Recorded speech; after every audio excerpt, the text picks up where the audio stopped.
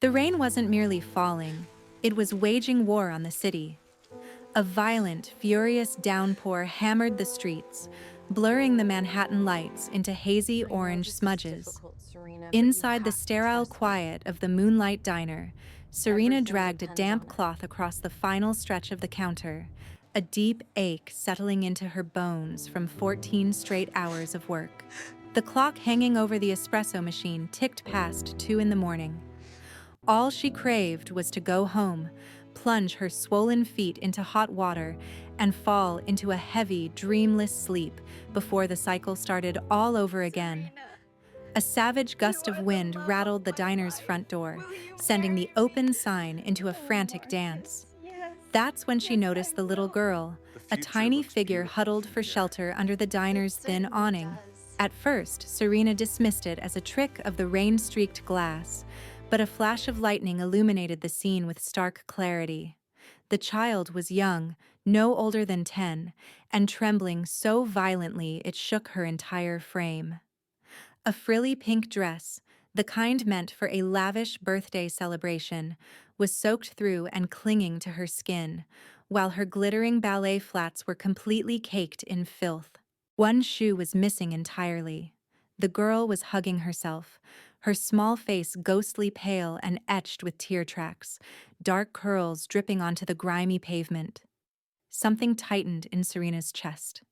Suddenly, her own mountain of problems, the overdue medical bills, the crushing loneliness of her tiny studio, seemed insignificant.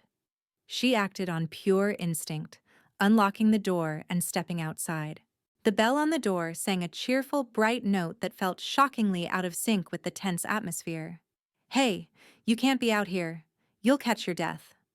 The girl recoiled, her large eyes flashing with a terror that no 10-year-old should ever know, a fear that went far beyond just being caught in a storm. As she tried to move, she cried out, her scraped knees giving way beneath her. Serena didn't hesitate. She plunged into the downpour, the icy rain instantly soaking her uniform, and scooped the child into her arms. "You're okay. I've got you." The girl, Sophia, was a shivering mess of chaos. Her teeth chattered too hard for her to speak. She just clung to Serena's neck, gripped by a primal fear of being abandoned again. Serena moved with purpose. She retrieved the heavy wool coat she kept for the walk home. It was her last memento from Mrs. Patterson, worn and frayed but incredibly warm, and she wrapped it securely around the child's small body. Next, she whipped up the most decadent hot chocolate she could, tossing in a whole handful of marshmallows. "Sip this slowly. It'll warm you up from the inside out." Sophia took small, shaky sips. Gradually, the girl's trembling started to subside. Serena knelt to inspect her injuries, raw scrapes on both knees and a small, clean cut on the sole of her bare foot from a piece of broken glass. She gently cleaned the wounds, her hands moving with a practiced gentleness learned from years of caring for her foster mother. "You've been running for a while, haven't you? What frightened you so badly?" Just as she stood to find a first aid kit, Sophia's hand shot out, grabbing her wrist. The girl's grip was shockingly tight, fueled by pure panic. "Please," she whispered, her voice quivering, "don't call the cops." Serena froze. Calling the authorities was the first rule in any emergency, but the raw terror in Sophia's wide brown eyes was undeniable. This wasn't just some kid who'd wandered off. This was the fear of a child running from something truly dangerous. "Why not, honey? They're the ones who can help get you home." Sophia shook her head frantically, fresh tears welling up. "You don't get it. My dad. He's a very important man. If word gets out, if the wrong people see a police report and find out where I am, they'll come for me. They will." She choked on a sob, unable to continue. "Someone was after me. I just ran. I dropped my phone. I didn't know what else to do." The pieces began to connect in Serena's mind. The princess dress, though soaked, was clearly made of expensive fabric. The pendant gleaming at Sophia's throat was no cheap trinket. It was real. and the sheer, overwhelming panic. Important and bad people. This was more than just a wealthy child lost in the city. This was something else entirely. Okay, Serena said, her tone soft yet resolute. No police, but we have to call your father. I'm sure he's out of his mind with worry. Can you tell me his number? Relief washed over Sophia's tear-streaked face. With a shaky whisper, she recited a string of digits as if it were a sacred incantation. Serena took a deep, steadying breath, her heart hammering against her ribs. She pulled her old, cracked screen phone from her apron pocket. A powerful intuition warned her that this single phone call was about to alter the course of her life. The very air in the diner felt heavy, charged with an unspoken energy. She pressed dial. The call connected instantly, before the first ring could even finish, as though someone had been clutching the phone for hours, a thumb hovering over the answer button. Speak. On the other end was a low, menacing growl of a voice. It wasn't a request. It was a command from someone who expected nothing less than immediate obedience. It was the kind of voice that could command silence in a crowded room with just one word. It was a voice simmering with a universe of barely contained rage, and the white-hot terror of a father who has lost the only thing in the world he values. For a moment, Serena's lungs seized up. She gripped her phone so tightly her knuckles turned white. She could hear other frantic voices in the background until he snarled a single word that cut them all off. Quiet. Swallowing hard, Serena found her own voice. It emerged softer than she intended, but it was unwavering. My name is Serena. I'm at the Moonlight Diner on Bleecker Street. Your daughter is with me. A sharp, ragged inhale from the other end was followed by a silence so heavy it felt like it could suffocate her. Sophia. The man breathed her name.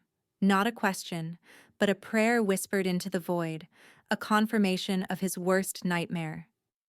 Is she hurt? Serena's gaze shifted to Sophia, who was watching her with huge, hopeful eyes, looking tiny inside the massive wool coat. Serena wanted to paint a clear picture for this man, to convey not just that his child was safe, but how protected she was. She's safe, Serena assured him, a genuine warmth seeping into her voice. I have her wrapped up in my warmest coat, and she's sipping hot chocolate with a pile of marshmallows. She paused, needing him to know the full truth. She has a couple of scrapes. Her knees are banged up and there's a small cut on her foot, but it's nothing major. She's shivering from the cold and the shock, but she's being incredibly brave. She's right here next to me, and she's going to be all right. The silence that followed was different. This wasn't the silence of a predator lying in wait anymore. It was the quiet after a storm has broken, the sound of a father being clawed back from the brink of hell. When Marcus finally spoke, his voice had transformed. The dangerous edge was still there, but it was now wrapped in something raw and vulnerable, a side of himself Serena suspected few people ever witnessed. Tell her, he said, his voice thick with emotion. You tell her Papa's on his way. Stay on the phone with me. Don't you dare hang up. If this story is resonating with you, please consider hitting the like button to support our channel. Be sure to share it with those you care about, and subscribe so you never miss another one of our moving tales. Serena gently relayed Marcus's message to Sophia, her voice as soft as if she were calming a frightened bird. Papa is coming for you, that's what he said. The little girl's big brown eyes lit up. For the first time since she'd stumbled into the diner, a light other than fear flickered in her gaze. It was a look of hope and trust, the deep-seated belief in the absolute safety that only a father could provide. Sophia gave a small nod and burrowed deeper into the old wool coat, inhaling its comforting scent like it was a life raft in a stormy sea. Serena held the phone to her ear, just as Marcus had commanded.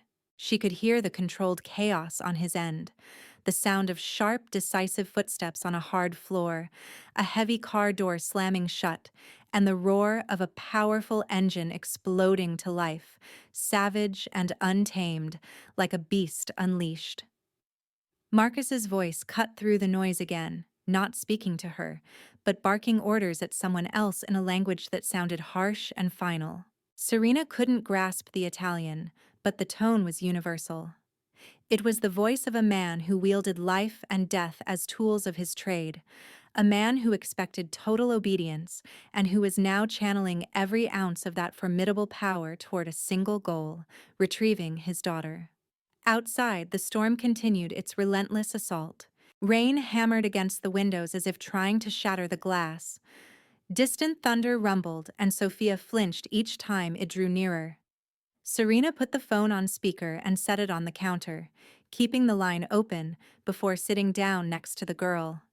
She pulled Sophia close, the gesture as instinctual as taking a breath, as though she had comforted children 1,000 times before. She rubbed soothing, steady circles on the small girl's back. "Tell me," Serena prompted, her voice low and calm. "What happened to you?" Sophia was silent for a long moment. Then, the story began to emerge in disjointed fragments, like raindrops streaking down a window pane. "I was at Madison's birthday party. She's my best friend from school. Papa said I could go, but only if Tony came with me. He's my bodyguard. But I just wanted to be a normal kid for once. I hated having someone trail me everywhere. So, when Tony wasn't paying attention, I snuck out the back." Serena simply listened, offering no judgment, no interruption. She knew that feeling all too well, that deep yearning to be ordinary, to blend in, to have the life other kids took for granted. She knew that feeling, the hollow ache of a child in a sterile orphanage, yearning for a place to call her own.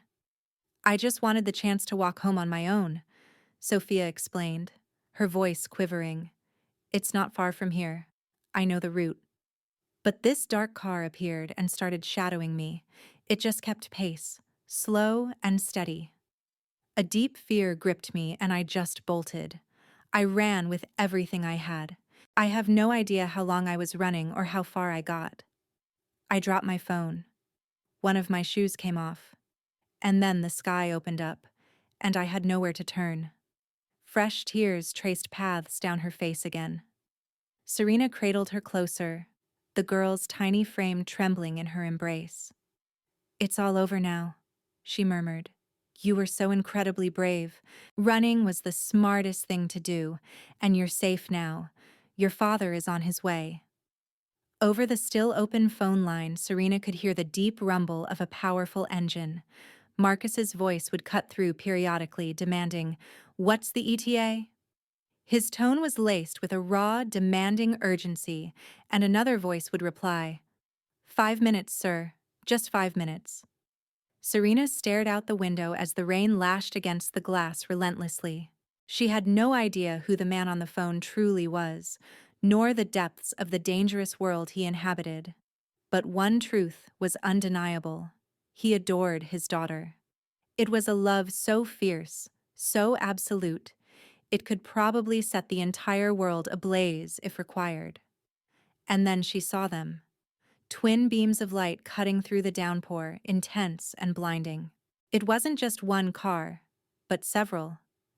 They approached like a nocturnal battalion, and Serena's pulse began to hammer in her chest.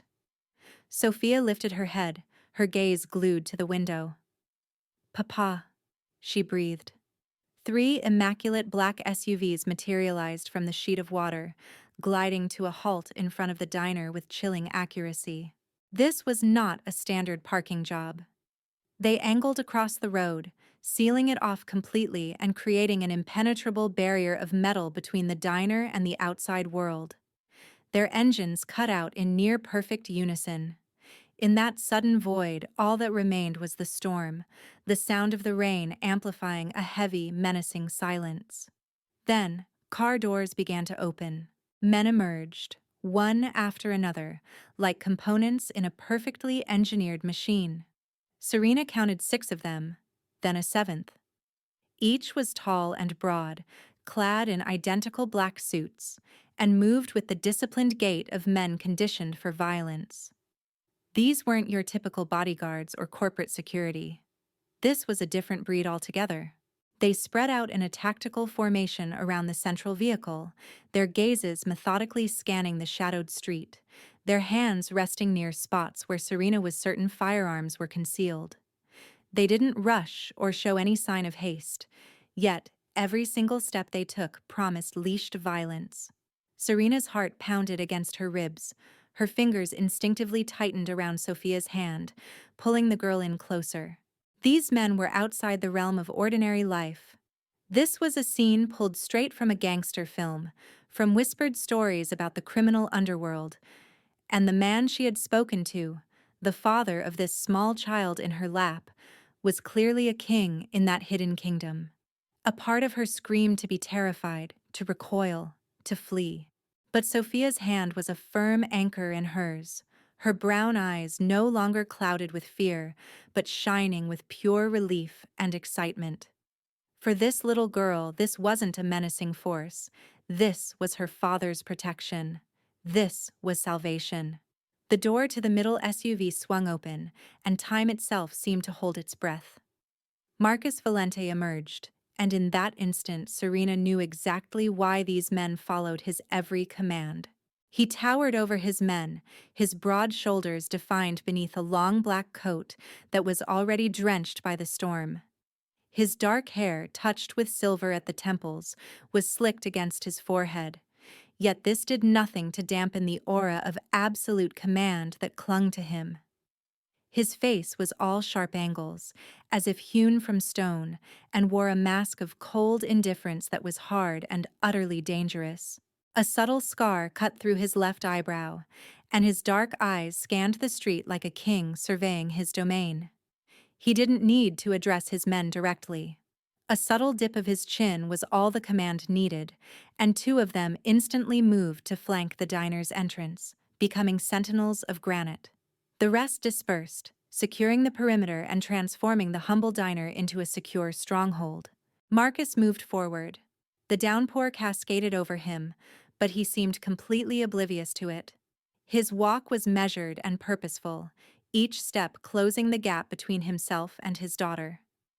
As he neared, the diner's interior light illuminated his features. Serena saw it clearly then. The clenched jaw, the rigid cheekbones, and the raging inferno that lurked just beneath the glacial surface of his cold eyes, a fire of fear, desperation, and a love powerful enough to scorch the earth. The diner door swung open, its bell letting out a chime that was a jarringly cheerful sound in the thick tension. Marcus Valente entered, and the entire room seemed to contract, overwhelmed by his sheer presence.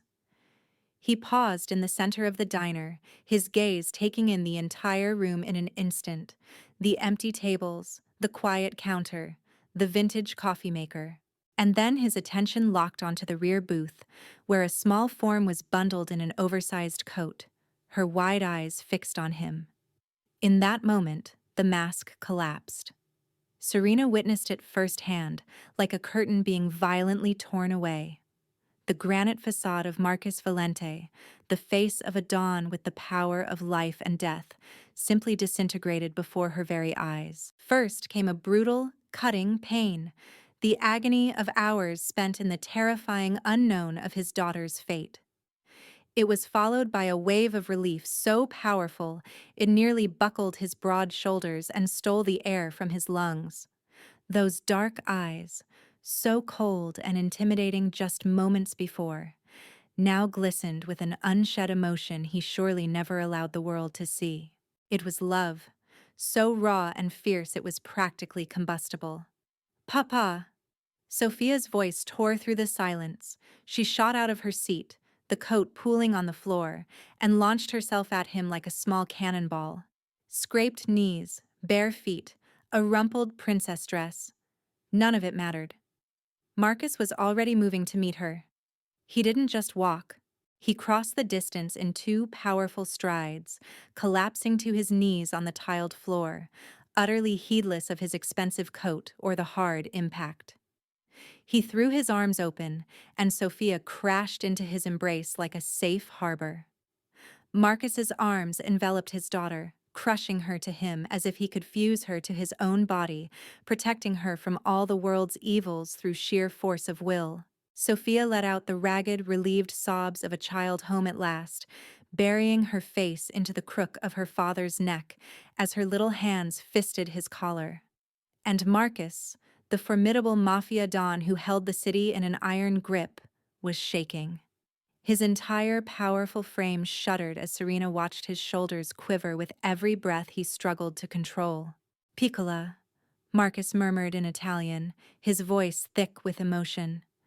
Bambina mia, ilioare. While Serena couldn't decipher the words, the tone was universal. It was the sound of a father's anguish and profound thanks, of clutching the single most precious part of his universe after being torn from it. It was a language of love she had never been spoken to in. A pang of something unfamiliar struck her heart. It wasn't envy, but a deep ache of yearning mixed with a pure happiness just to see that a love so profound could even exist. Marcus eased his grip ever so slightly.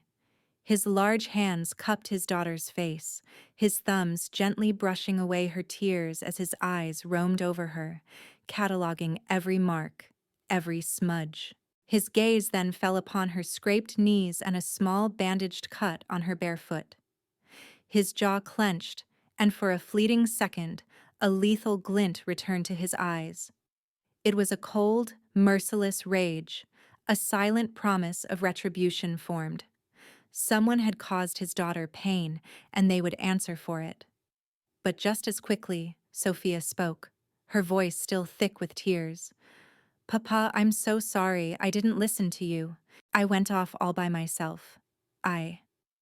Marcus cut her off by gently drawing her back into his embrace, resting his chin on her hair and closing his eyes.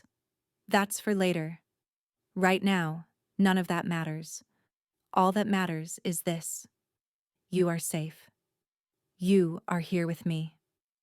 They remained locked in that embrace inside the quiet diner, while the storm continued its fury beyond the glass. Serena took a step back, feeling as though she were trespassing on a sacred moment. She started to turn, intending to clear the now cold hot chocolate to afford them a measure of privacy. But then she felt his gaze land on her, heavy and sharp. Marcus Valente had raised his head, and for the very first time, his full attention was now on her. His stare rooted her to the spot. She was unable to move, to look away, to even draw a proper breath. Marcus Valente was assessing her. And in all her 28 years, she had never felt so utterly transparent. This wasn't the passing glance of a patron or the disinterested look of a stranger on the street. This was something else entirely. It was an invasive, analytical gaze, as if he could peel back the layers of her soul with a single look. His dark brown eyes moved with deliberate, unhurried appraisal. They traveled from her chestnut hair, still damp and clinging to her face, down to her own pale features and tired green eyes, which held his gaze without wavering, and finally to her worn waitress uniform, faded from countless washes and still moist on her shoulders. 1825, and chest from the instant she plunged into the storm to rescue Sophia, right down to her slender hands, with fingers chapped and rough from her job, clutching a cleaning rag like it was some kind of hidden weapon. Down to her shoes, the soles worn paper-thin, the right one showing a split at the toe that she had no money to mend. He took in every single detail, and Serena felt it. 1845? He saw the hardship etched into her very being. He saw the struggle carved into the lines around her eyes. He saw the bone-deep weariness that came from being on her feet for 14 hours straight. She was braced for the usual contempt she got from wealthy people, the familiar dismissal of being treated as something less than human. She steeled herself for that look, but it never came. 1902. In Marcus's gaze, there was no scorn, no condescending pity, just a sharp, calculated observation and something more that Serena couldn't quite place. A tiny glint, as if he'd discovered something entirely unexpected, something that had captured his complete attention. Marcus stood up, his movement shockingly fluid for such a large man. With Sophia still clinging to his neck, he lifted her effortlessly, one arm securing her legs while the other held her tight against him. 1928. In his arms, she seemed impossibly small, like a baby bird protected beneath a massive wing. Sophia had finally stopped crying. Her head now rested on his shoulder, her eyelids drooping with a mixture of exhaustion and profound relief. Marcus started walking towards Serena, and she was forced to crane her neck to meet his eyes. He stood nearly 20 centimeters above her, and this close, his presence was like a solid wall, immense and powerful, yet somehow not menacing. Not to her, anyway. 1952. "You're Serena." His voice was a low, deep rumble. It wasn't a question, but a statement of fact, as if he'd known her name for years, as if he had seared it into his mind the second she'd said it over the phone. Serena managed a nod, her throat suddenly tight. Yes. Marcus held her gaze for a moment. Then he uttered just 2 words. But they felt as heavy as a mountain and as deep as the ocean, carrying the immense weight of a solemn promise. Thank you. 2016. Serena had been told thank you thousands of times, by customers when she served their meals, by strangers when she returned something they'd dropped. They were common, simple words, often meaningless, but hearing them from Marcus Valente transformed them completely. They now carried the gravity of a life, the gratitude of a father who had just gotten his only child back from the brink, and the silent vow that he would never forget what she did for him that night. 2040. I just did what anyone else would have, Serena managed to say, her voice sounding weaker than she intended. Marcus tilted his head slightly, a flicker of something unreadable, almost like sorrow in his eyes. No, he said, his tone absolute. Not everyone would. Shifting Sophia to rest on one arm, Marcus extended his other hand towards Serena. It was a simple handshake, a gesture she'd made countless times before. 2102. With patrons, with delivery guys, with faces she would instantly forget. But this was not just any hand. This was the hand of the man whose very presence had brought an entire street to a dead halt. This hand commanded a hidden empire. And now, that hand was offered to her. Serena froze, just for a heartbeat. Every survival instinct she had was screaming at her, warning her that touching that hand would change everything. 2124. This wasn't some casual gesture of thanks. This was a line being drawn. And if she crossed it, there would be no going back. But she reached out anyway. The instant her fingers brushed against Marcus's palm, her world ignited. A raw jolt of electricity. There was no other way to describe it. A fierce, trembling heat shot up from that single point of contact, surging up her arm and spreading through her body like wildfire in her veins. 2150. Serena forgot how to breathe. Her heart stopped for a single, terrifying beat before restarting with a frantic, painful rhythm. Goosebumps erupted across her skin. Her knees felt like they might give out, and she couldn't move, couldn't pull her hand away. She was just there, trapped in a slice of time that seemed to have no end. Marcus's hand enveloped hers, powerful and warm, and she felt it tremble. 2210. Her eyes shot up to his, widening in shock, and that's when she saw it. Marcus was just as rigid as she was. His dark eyes were blown wide, his pupils dilated. And in his stunned expression was a raw shock that he couldn't conceal. He felt it too. The same electrifying current, The same instantaneous inferno, the same impossible connection flaring to life between two total strangers in a tiny diner at 2 in the morning. 22:31. They just stared, locked in each other's gaze. No one said a word. There was no need. Words were useless when your entire body was screaming the truth.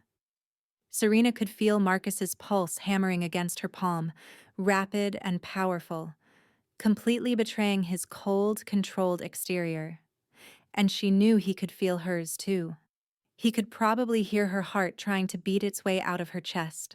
22:51. The moment stretched on.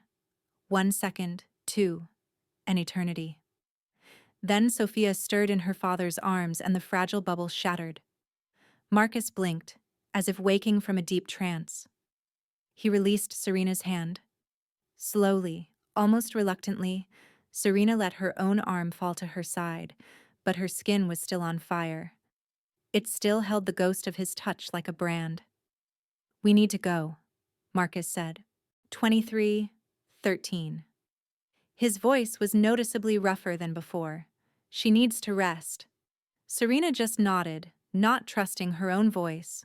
Marcus pivoted and strode toward the entrance. His men already had the car door open, standing by. But just before he stepped back out into the downpour, Sophia lifted her head from her father's shoulder. 23:31. Her large brown eyes scanned the room until they found Serena. "Goodbye, Serena," she called out, her voice faint but full of warmth, as she gave a little wave. "Thank you for the warm coat, and for the marshmallows." Serena forced a smile, though her lips were quivering. "Goodbye, Sophia.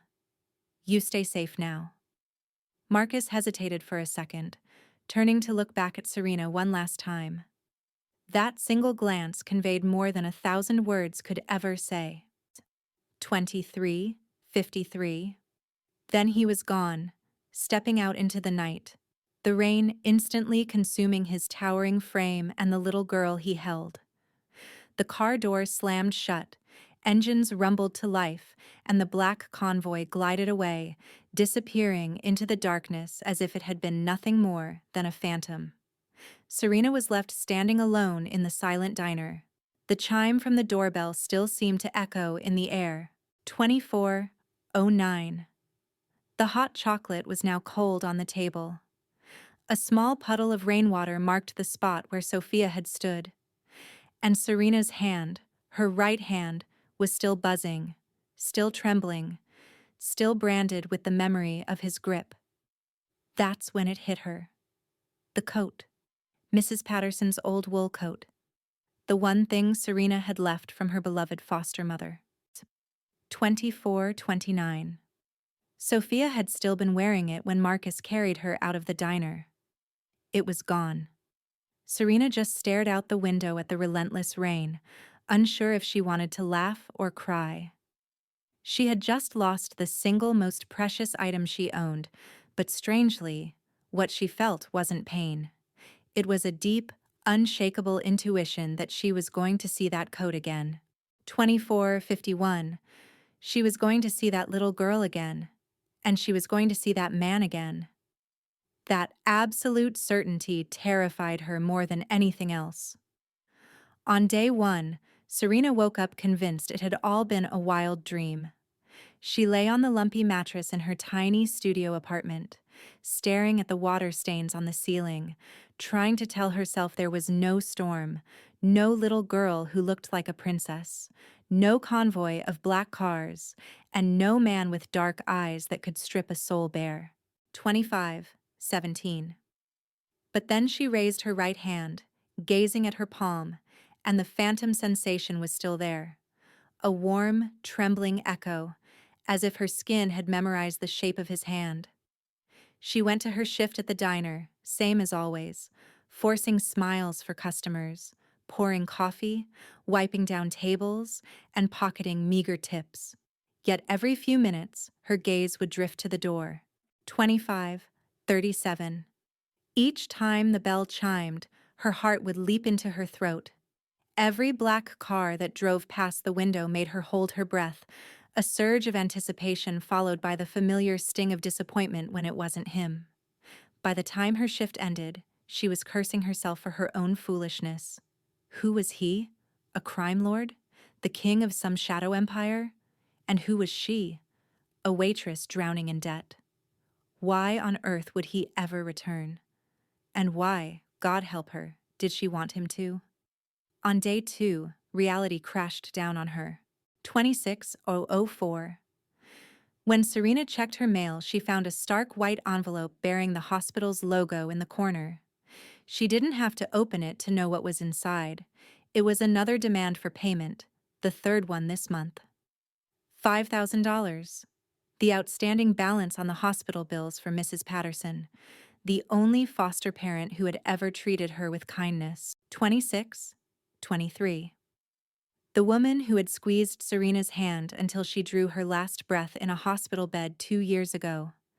Serena had already paid off half the debt with her own blood, sweat, and tears, working endless double shifts, skipping breakfast for 6 months straight. But the remaining $5,000 still hung over her head like a guillotine. The interest just kept climbing. 2641. The deadline was getting closer, and she had no idea what she was going to do. She showed up at the diner that day in a daze, with dark circles under her eyes and her feet dragging.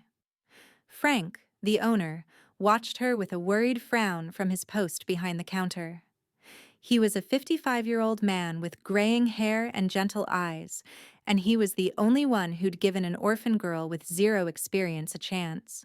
2701. He didn't say a word. He just placed a bowl of hot soup in front of her during her lunch break. "Eat, kid." His voice was gruff, but kind. "You're wasting away." Serena did her best to smile, trying to force each spoonful down past the lump of despair in her throat. She didn't shed a tear. She'd forgotten how to cry years ago. On day 3, Serena came to a decision. 2722. Forget it. Forget all of it. Forget the storm. Forget the little girl with the big brown eyes, and forget the man with the warm hand. His world and hers were separated by a vast, uncrossable chasm. He lived in a fortress surrounded by bodyguards, with luxury cars and immense power. She lived in a 15-square-meter box with roaches for roommates, and the constant gnawing fear of next month's rent.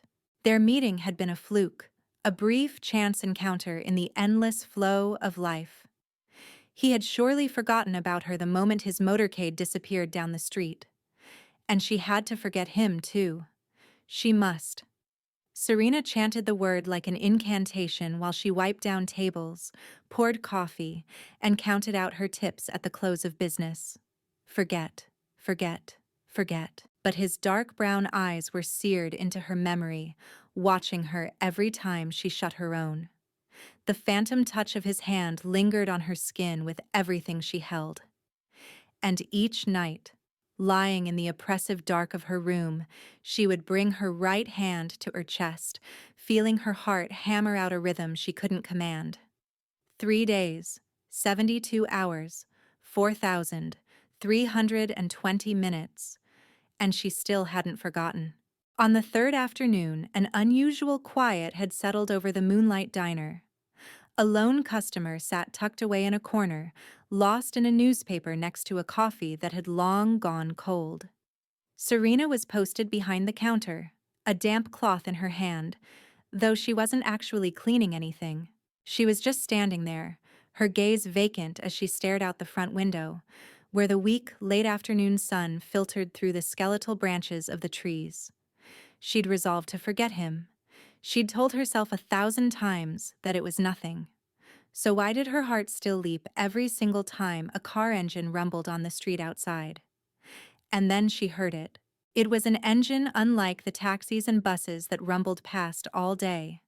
This one was smoother, more powerful, and familiar in a way that defied all logic. Serena lifted her head, and her breath caught in her throat. A black sedan was pulling up right to the diner's entrance. Not three, like that night. Just one. And the man climbing out of the driver's side was not a bodyguard or a chauffeur. It was him, Marcus Valente, all alone. She was frozen to the spot, the cleaning cloth falling from her nerveless fingers without her even noticing. As Marcus stepped into the diner, the bell on the door chimed, its sound echoing in the stillness. All Serena could do was stare. He looked so different from the other night. Gone was the long, rain-soaked black coat. Gone was the ice-cold expression of a man prepared to set the world on fire. Today, he wore simple black trousers and a gray button-down shirt, the top button undone and the sleeves rolled to his elbows. He was still impossibly elegant, still radiating power, but there was a softness to him now, something more approachable, more human. In his hands, she saw the old wool coat, folded with meticulous care, and next to it, a small gift box wrapped in simple brown paper. Marcus strode toward the counter, and with every step he took, the space between them vanished. Serena willed herself to speak, to greet him, to ask what he was doing here, but her throat was desert dry and her lips felt sealed shut. She could only remain there, gazing up at him with wide eyes as her heart thundered against her ribs. Marcus stopped just a step away from her. His deep brown eyes met hers, and this time there was none of the cold, assessing look from before. A warmth now lived in his gaze, something that was almost gentle. Serena. He said her name, and the low timbre of his voice made it sound like a melody. Mr. Valente, she managed to whisper, her voice finally returning. A corner of Marcus's mouth quirked up in what was almost a smile. Marcus, he corrected her. Call me Marcus. Before she could process it, he laid the wool coat on the counter directly in front of her. It was Mrs. Patterson's old coat, the one keepsake she thought she'd lost forever, now returned to her, folded perfectly and smelling faintly of lavender, a scent she knew for a fact had never been there before. Sophia wouldn't part with it for 2 days, Marcus explained, his voice low and intimate. She said the scent made her feel safe. I had to promise I'd return it to you personally before she'd let me have it cleaned. Serena reached out and touched the coat, her fingertips trembling. She looked up at him, her eyes stinging. Thank you. Thank you, Marcus, she corrected herself, and his name felt strangely sweet on her tongue. Marcus gave a slight nod, then set the small gift box down beside the coat. I came to bring back what's yours, he said, and I brought a little something to thank you for that night. Serena's eyes darted from the small box on the counter and back up to his face. She wasn't accustomed to getting gifts. She couldn't recall the last time someone had given her anything at all. It might have been Mrs. Patterson, a hand-knitted scarf on her final Christmas before the sickness took hold. Since then, there had been nothing. No presents, no acts of kindness, just mounting bills and a profound loneliness. I can't accept this, Serena said, shaking her head. You already thanked me that night. I don't need anything more. Marcus just watched her, his expression patient. Open it, he said. His voice wasn't a command, it was closer to a plea. If you open it and still don't want it, I won't insist. Serena hesitated for a long moment. Then, with hands that shook just slightly, she reached for the box. The brown paper was plain, with no fancy bows or ribbons. She carefully peeled it away, as if she were afraid of harming the precious object within. When she lifted the lid, Serena forgot how to breathe. Lying on a bed of black velvet was a pair of leather gloves in a warm brown, the exact shade of Mrs. Patterson's coat. As she touched them, her fingers sank into a softness that felt unreal. These weren't the type of gloves she'd find in a discount bin. This was genuine leather, expertly tanned and crafted by a master, the kind she had only ever dared to admire through the windows of high-end boutiques. But it wasn't the price tag that made her chest tighten. It was the thoughtfulness behind the gift. This wasn't just cash, or some meaningless piece of expensive jewelry that rich people used for show. These were gloves, practical, warm, a gift for someone who worked in a drafty diner all winter, who walked home against a savage wind, who endured the skin-splitting cold of late nights. Marcus had seen her chapped hands. He'd seen her fingers, red and raw from the cold, and he had chosen something she truly, desperately needed. Tears welled in Serena's eyes, forcing her to blink furiously to keep them from falling. "How did you know?" she whispered, her voice thick with emotion. "I noticed," Marcus answered simply. "That night. Your hand was like ice when you touched mine, and I saw the gloves in your coat pocket were falling apart." She was at a loss for words. Nobody had ever paid attention to those kinds of small details about her.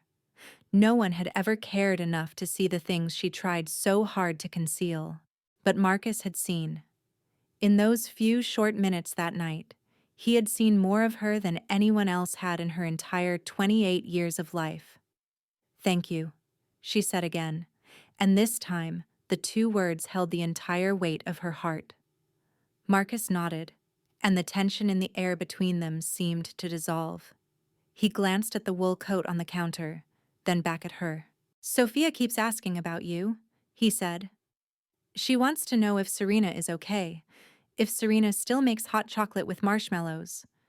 She's even been drawing pictures of what happened." A real smile finally graced his lips, and it completely transformed his face. He looked less intimidating, warmer, like the father he was underneath it all. She said, "This coat smells like her mother, like safety, like being loved." Serena's heart constricted. She looked down at the coat, her fingers gently stroking the worn fabric. "It belonged to my foster mother," she explained, her voice barely audible. "Mrs. Patterson. She was the only one who ever truly loved me." Serena paused, swallowing against the lump in her throat. "She passed away 2 years ago. Cancer. This coat is all I have left of her." Silence fell between them, heavy and profound. Serena didn't dare look up, afraid he'd see the unshed tears glistening in her eyes. But then she felt a hand cover hers, a gentle touch, and she raised her gaze. Marcus was watching her, and in the depths of his dark brown eyes, she saw not pity, but understanding. The empathy of a man who also knew the pain of losing the one he loved most. He was a widower. He understood loss. In that single, shared moment, the towering wall that separated the powerful Mafia boss from the broke waitress crumbled into dust. "I understand," Marcus said. Just 2 words, but they carried the weight of a shared universe. And Serena believed him. She believed that he genuinely did. Marcus didn't make a move to leave. Instead, he surveyed the diner, then walked over to a booth by the window and slid into the seat. Serena stood there, momentarily stunned, not sure what her next move should be. She had expected him to return the coat, offer a few courteous words, and then vanish back into his world of privilege just as he'd appeared. But here he was, sitting comfortably, as if this was his regular coffee spot, looking at her with a patient, expectant gaze. "May I get a coffee?" Marcus asked. The sheer normalcy of the question made a small laugh escape Serena's lips at the absurdity of it all. A Mafia boss, sitting in her rundown diner, ordering a cup of coffee like any other person. "Of course," she nodded, moving toward the coffee pot. "How do you like it?" "Black. No sugar, no cream." She poured the coffee into a plain white mug, her hand still not entirely steady. When she brought it over to his booth, Marcus gestured to the seat across from him. "Sit," he invited, "unless you're busy." Serena glanced around. The man who'd been reading the newspaper in the corner had left at some point without her even noticing. The diner was utterly deserted. Frank was in the back, prepping for the evening shift. She had no real reason to refuse.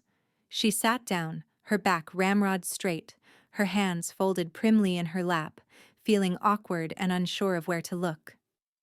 How long have you worked here? Marcus asked, taking a sip of his coffee. 10 years, Serena answered.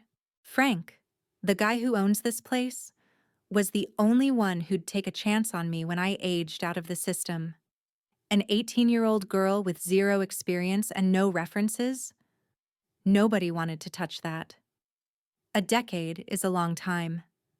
She agreed with a nod. But this place is home. Frank's been kind to me. It's steady work. I'm used to it.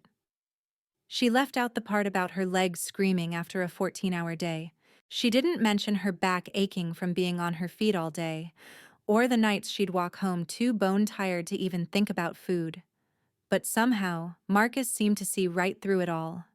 How long are your shifts? He asked. 12 to 14 hours. Depends on the day. The muscle in Marcus's jaw flexed. That's too much. Serena just shrugged. I have to make a living. A quiet settled between them, but it wasn't awkward. His eyes were intense, like he was trying to decipher a story she'd never told. What about your family? He asked. Other than your foster mother who passed away? The question felt like twisting a blade in a scar that never quite healed. Serena took a deep, steadying breath. It's always just been me, she said, her voice barely a whisper. I never knew my real parents. They left me at the hospital the day I was born. I grew up in the system, got adopted 3 times, sent back all 3 times. She paused, her gaze dropping to the table. Mrs. Patterson took me in when I was 15. She was the only one who didn't give up on me, and now she's gone too. So yes, it's just me. Marcus was silent for a long moment. He finally put his cup down, his gaze locking with hers. Sophia only has me too, he said, his voice dropping. My wife Isabella passed away 4 years ago, a congenital heart condition. She never told me because she didn't want me to worry. A shadow of old pain crossed his features. One morning, I went to wake her, and she was just gone. Sophia was only 6. Serena's chest tightened. I'm so sorry. Don't be. Marcus cut her off with a shake of his head. I'm not looking for pity. I just need you to understand. He paused, his focus shifting somewhere far away. Sophia's the spitting image of her mother. The dark curls, the big brown eyes. Her personality is all Isabella. She's always drawing. She's terrified of thunderstorms. And she cries her eyes out during sad movies, the corner of his mouth lifted in a faint, genuine smile, a father's smile. She misses her mom so much, especially on stormy nights, because Isabella would always hold her until she fell asleep whenever it thundered. All of a sudden, the phone in Marcus's pocket started buzzing, and it didn't stop. It just kept vibrating, insistent and frantic, like a dozen people were trying to reach him at once. Serena's eyes flickered to his pocket as the screen lit up over and over. She knew he was a man with an empire to run. She mentally prepared herself for the inevitable apology and his quick exit. But Marcus just reached into his pocket, pulled out the phone, and held the power button until the screen went dark. The buzzing died. He placed it face down on the table, dismissing it as if it were nothing. You were saying? Marcus prompted, his eyes fixed on her. I want to know more about you. Serena just stared, completely speechless. The single most powerful man in the entire city had just silenced his whole world for her. For a waitress in a rundown diner. And right then, she realized Marcus Valente was different from anyone she'd ever known. They kept talking as the setting sun painted the sky in shades of crimson. Serena couldn't recall the last time she'd opened up to someone like this. She told him about the books that kept her company on nights she couldn't sleep, about a half-formed dream of one day owning a little bakery, about the flowers she managed to grow on her tiny apartment windowsill. And Marcus didn't just hear her. He listened. Genuinely listened. Not that polite, vacant kind of listening where someone's eyes wander and they nod automatically. He listened in a way that made her feel like she was the only person on earth. Just then, the clock on the wall chimed 6, and Frank peeked out from the kitchen, giving Serena the signal that her day was done. She got to her feet, suddenly clumsy and unsure of what to do next. Marcus rose with her, dropping a few bills on the table, enough to cover his coffee 10 times over.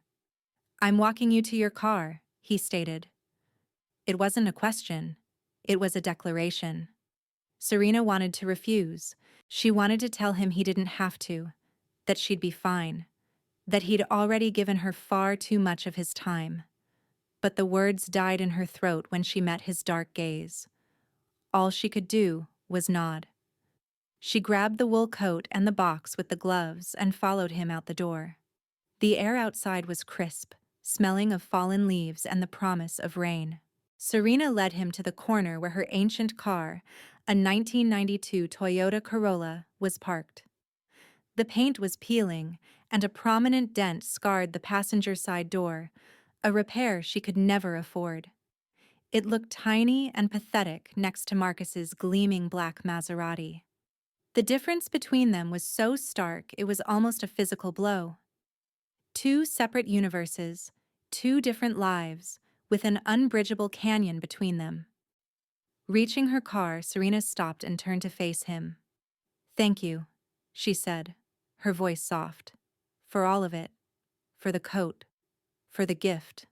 For this afternoon." Marcus didn't reply at first. He just stood there, a tall, silent figure as the last rays of sunlight washed over his sharp features, seeming to smooth out the harsh edges. His gaze was deep, unreadable, like he was weighing something of immense importance. Then he closed the distance between them. One step, then another, until he was barely inches away. "You have it rough, Serena," Marcus murmured, his voice a low rumble that resonated deep inside her. "You work 14 hours a day. You carry a debt that isn't yours. You handle it all by yourself, with no one in your corner." He paused, and his next words stole the air from her lungs. "You deserve to be cherished." Serena's breath hitched. She couldn't move, couldn't think. All she could do was stare up at him, her eyes wide with disbelief. Slowly, as if approaching a frightened animal, Marcus raised his hand. His fingertips grazed her cheek, sweeping a stray lock of hair that the wind had freed and tucking it gently behind her ear. The contact was feather-light, but it sent a jolt of heat searing through her skin. A tremor ran through her, and she knew he felt it because his hand went still, his fingers resting gently against her face. He was so close she could feel the heat radiating from his chest. So close she could smell the rich scent of his cologne, a blend of sandalwood and coffee. So close that if she tilted her head just slightly, their lips would meet. Her heart was pounding against her ribs so violently she was sure he could hear it, her breaths coming in short, shaky gasps. She looked up into Marcus's eyes and saw it all laid bare: raw desire, a surprising tenderness, and a powerful self-control that was stretched to its limit. He lowered his head, closing the last fraction of an inch between them, and then froze, his lips hovering just over hers. His gaze swept over her face, taking in every flicker of emotion, every frantic pulse. And he held himself back, not because he didn't want to. Serena could see it plain as day. She could practically feel the hunger coiled in the taut muscles of his jaw. Yet he held back. "I will see you again, Serena," Marcus vowed, his voice a gravelly whisper, as if the words were torn from him. Then he retreated. One step, two. His hand fell from her face, and a sudden sharp cold rushed into the void his touch had left behind. He turned and strode toward the Maserati, and Serena was powerless to do anything but watch, her feet feeling as if they were bolted to the pavement. The car door swung open. He slid inside. The engine roared to life, and the vehicle glided down the street until it was just a disappearing speck. Serena was left alone in the fading light, her lips still tingling, her cheek still on fire from his touch. "I will see you again," she whispered to the empty street, the words echoing his own promise. The next 3 days felt like an eternity. Serena moved through her shifts on autopilot. She took orders, she cleaned tables, she filled coffee cups, and she did her absolute best to banish Marcus Valente from her thoughts. It was a spectacular failure. Each night, as she lay in bed, her fingers would drift to the spot on her cheek where his had been, and each morning, she'd wake up questioning if "I will see you again" was a real promise, or just an empty courtesy, the kind of thing wealthy men say. She was just about to settle on the latter, convinced that he'd forgotten all about her the second his Maserati turned the corner, that she was just a momentary diversion in his high-stakes life. And then her phone buzzed. It was late on the third day. She'd just gotten home from her shift and was slumped on the edge of her bed, still in her uniform, too drained to move. The screen glowed. A message from a blocked number. Just a handful of words. No hello, no context. Ready in 10 minutes. M. For a full second, Serena's heart forgot how to beat. Then it kicked back into gear, hammering so hard she could hear the blood pounding in her ears. M. It had to be Marcus, he remembered. And he'd be here in 10 minutes. She launched herself off the bed as if she'd been zapped with electricity. 10 minutes. She only had 10 minutes. She scrambled into the bathroom, splashed water on her face, dragged a brush through her hair, and threw on the only decent thing she had left. A simple, dark blue knit dress. No time for makeup. No time for second-guessing. No time to let the panic set in. And maybe that was for the best. Because given the chance, she would have started overthinking it. She would have dissected every possibility, fretted over every detail, and come up with 100 different reasons why this was a terrible idea. Precisely 10 minutes later, a black sedan pulled up to the curb outside her building. Serena stepped out onto the sidewalk. As if on cue, the rear door of the car swung open. She slid onto the leather seat, her pulse a chaotic rhythm in her chest. And there he was. Marcus was sitting inside, wearing a black button-down with the sleeves rolled to his forearms. He looked worlds away from the imposing, intimidating figure in the long coat she'd met on that rainy night. He seemed more relaxed, softer somehow, and when his dark eyes met hers, they held a warmth she'd never seen before. "You made it," he murmured, and Serena was certain she detected a hint of relief woven into his tone. "You asked me to," she replied, finding no other words. A smile from Marcus transformed his entire face. "I have something to show you." The car sliced through the darkness, cruising past Manhattan streets that burned with electric light, and skyscrapers that stood like silent sentinels over the metropolis. Serena never once questioned their destination. A strange sense of trust had settled over her, a gut feeling that defied all logic. The vehicle came to a halt before a colossal building deep in the city's core. Marcus guided her into a private lift, and they ascended endlessly until the doors parted and the air left Serena's lungs. They were on an observation deck, seemingly at the very summit of the structure. The whole of Manhattan was unfurled below them, a vast carpet woven from shimmering light. Countless tiny lights pulsed and glittered, their reflections dancing on the Hudson River, creating a panorama Serena had only ever imagined in her wildest dreams. A cool, soft night breeze whispered through her hair. She stood frozen in wonder, the ability to speak completely gone. "This is my sanctuary, where I come to clear my head," Marcus said, his presence solid beside her as he gazed out at the cityscape. "No one else comes here. It was just me. And now, it's you." They settled onto a long bench that seemed to be waiting for them. Then the conversation began, flowing about everything they hadn't covered at the diner. Their dreams, their fears, their pasts, and their futures. Time simply melted away. Serena lost all track of it. An hour, maybe two, perhaps even longer. All she knew was that she had never felt so utterly at ease with another person. After a while, Marcus's voice broke the silence. "You mentioned wanting to open your own bakery once. Tell me everything." So Serena did. She painted a picture with her words of the little bake shop from her dreams, complete with rustic wooden tables and the irresistible scent of freshly baked bread. She spoke of her desire to let orphaned children eat there for free, because she intimately understood the sting of hunger and the ache of loneliness. She recounted the recipes passed down from Mrs. Patterson, detailing a lifelong ambition that had always felt just out of reach. Marcus listened, completely absorbed, and when she concluded, his eyes shone as if he'd just witnessed something incredibly precious. "You're going to do it," he stated. His voice was firm, declaring it as an undeniable fact. "I have no doubt." And in that moment, hearing Marcus say it with such certainty, Serena started to believe it herself. Their second date was arranged for a week later. This time, Marcus's text was slightly more detailed.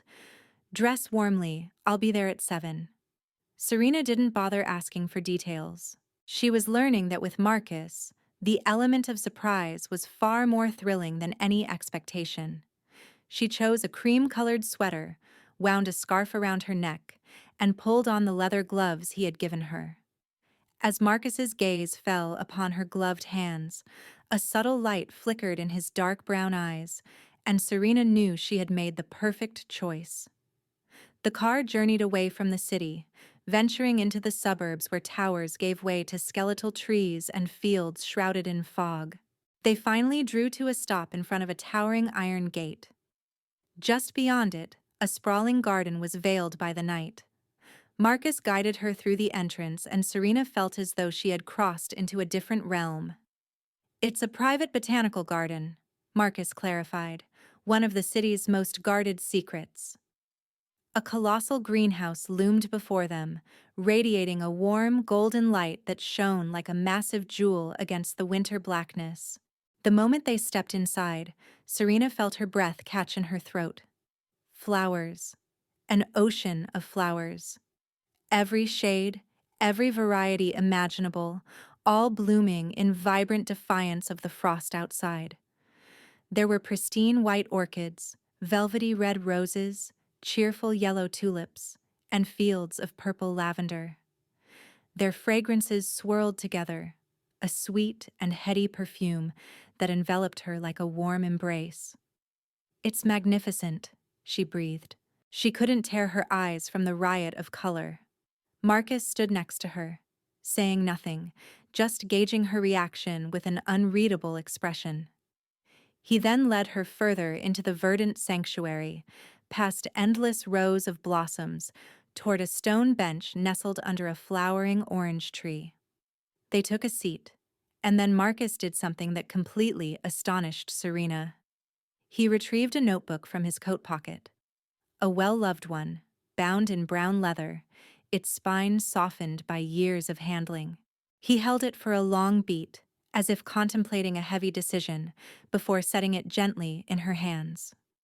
"Go on," he urged, his voice deeper than usual. Serena opened the book and her breathing ceased. It was filled with drawings, dozens of them, rendered in pencil and charcoal with exquisite detail in every line.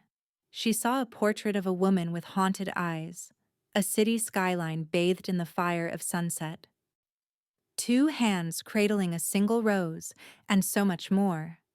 Every piece possessed a classical elegance, the kind that brought to mind the Renaissance masters Serena had only ever admired in art books. The lines were soft yet assured, the shading was flawless, and each stroke pulsed with raw emotion. "You did these?" she asked, her wide eyes lifting to meet his. He simply nodded. And for the very first time, Serena saw a flicker of vulnerability on the face that always projected unshakable confidence. "Since I was a boy. My mother was my teacher. She adored Renaissance painting, especially Michelangelo and Raphael." He paused. She used to say that art is the soul's language when words fail. Serena turned the pages one by one, absorbing every sketch, feeling as if she were gazing directly into the depths of Marcus's spirit. This was not the hardened mafia boss. This was an artist, a man with a profoundly sensitive soul and a creator's hands, a hidden side of him that the rest of the world was never allowed to witness. "Why do you keep this a secret?" she asked in a near whisper. "Why doesn't anyone know?" Marcus remained silent for a long while, his eyes wandering over the blooms that surrounded them. When he finally spoke, his voice was low and heavy with unspoken burdens. "Because in the world I inhabit, a man cannot afford to be soft," he confessed. "A mafia boss isn't supposed to draw. He isn't supposed to appreciate beauty. He can't have any vulnerability that an enemy can exploit." He continued, "From the time I was young, my father drilled into me that art was worthless, a display of weakness. So I buried it. I keep this notebook hidden. I hide the man I truly am." Serena looked at him, and her heart physically ached. She could see the profound loneliness in his gaze, the immense weight of maintaining a facade for his entire life. The true person trapped behind the powerful crime lord. "Thank you," she managed, her voice barely audible, "for letting me see." Marcus turned toward her, and in the depths of his dark brown eyes, she witnessed something entirely new. It was gratitude. It was trust. And maybe, just maybe, it was the first tender shoot of love beginning to grow. Their third date began at 4 in the morning. The text from Marcus contained a single sentence: "I want to show you the sunrise." Sleep was impossible for Serena that night. She lay awake, watching the ceiling, marking every passing minute until the familiar black sedan materialized below her window. This time, their route took them to the harbor, where a sleek white yacht awaited, its lights shimmering on the inky black water. Marcus escorted her onto the deck, where a pair of lounge chairs were positioned side by side, aimed east at the horizon where the sky was just starting to fade from black to a deep charcoal. They sat together in a comfortable silence, anticipating the dawn. The early morning air was crisp and damp, thick with the scent of salt and damp wood. Serena drew the wool blanket Marcus had thoughtfully laid out over her shoulders, feeling a profound and unexpected sense of calm.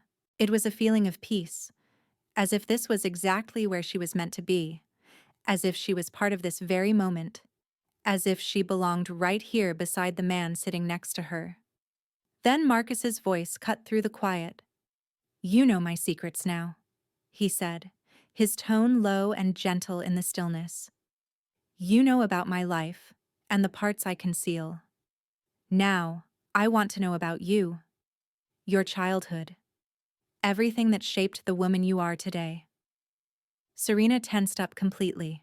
This was the chapter of her life that she never spoke of to anyone. The part she had locked away behind a formidable wall, hidden beneath a practiced customer service smile and a daily performance of resilience. But as she met Marcus's eyes, the same eyes that had revealed his own guarded secrets to her, she knew she couldn't say no. "I have no idea who my biological parents are," she started, her voice shaking slightly. "I was abandoned at the hospital on the day I was born. No note, no name, no information whatsoever. The nurse working that shift gave me the name Serena," she said, "because I never cried. I just laid there silently, as if I had already accepted that no one was ever coming for me." She paused, forcing herself to swallow past the lump forming in her throat. The years that followed were spent in orphanages. Not just one, 5 of them. Each time I was sent to a new place, I held on to the hope that someone would adopt me. And I was. 3 different times. Marcus said nothing at all. He just reached over and took her hand in his. His grip was warm and solid, like a lifeline keeping her from being swept away by the tide of her own painful history. "The first family brought me back after just 2 months. Serena went on, her voice devoid of emotion as if she were narrating a story about a stranger.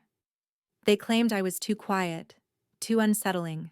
The second family had me for 6 months, right up until they had a child of their own, and I became redundant.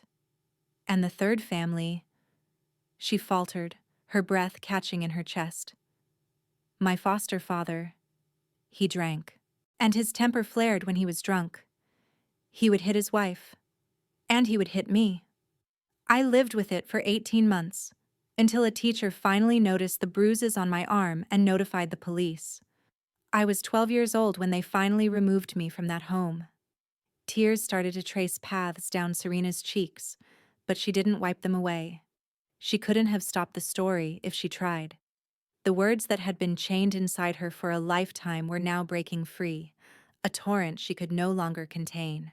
From that day on, I refused to trust another soul. I constructed impenetrable walls around myself. I became that kid that no one wanted, the one who was too cold, too aloof. And I resigned myself to a life lived that way, until Mrs. Patterson.